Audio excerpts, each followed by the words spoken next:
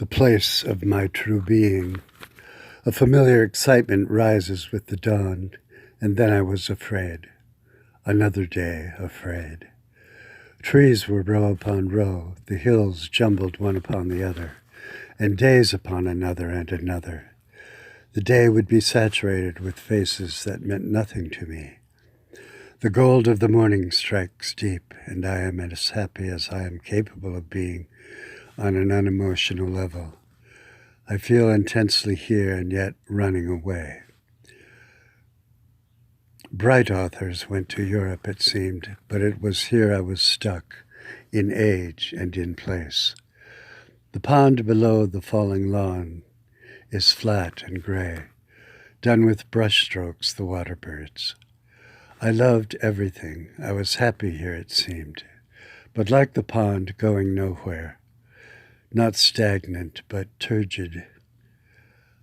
I was a long way from the Minnesota of my birth and rising, far yet from my place of true being, not yet seen. If even once I had been there, I would not describe it, but remember it. Patio furniture reflects off the wet concrete, a distorted view of unimportant objects. Would this be a day when all which rose up was of significance? A journey had begun, the realization that I was a serious person, weighting trivialities. It was not to dismiss others. They could go their own way. They had, they would. It was to reach higher, not to a pedestal, but to a long stream of moving cloud and lovely changing shapes. It was not to be or not to be, but only to be not this, but something else.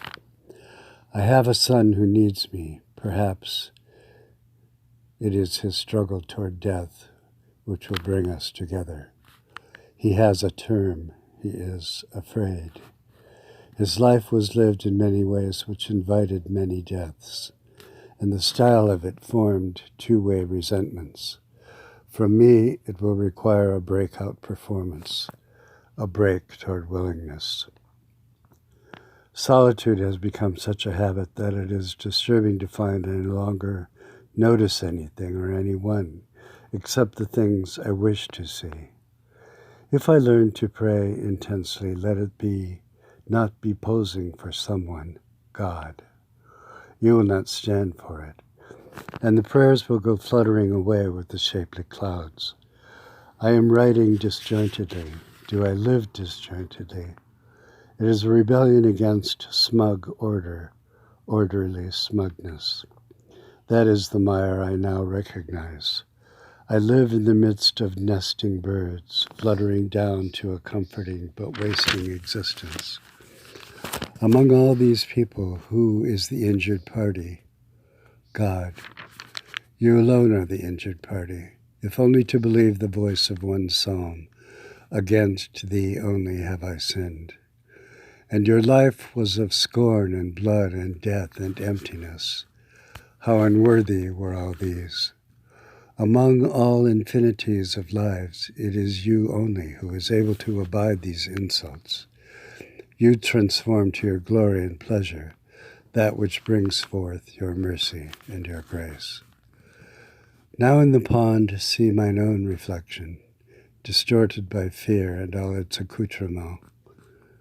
Was I nearing the place of my true being, of emptiness of me, of fullness of thee?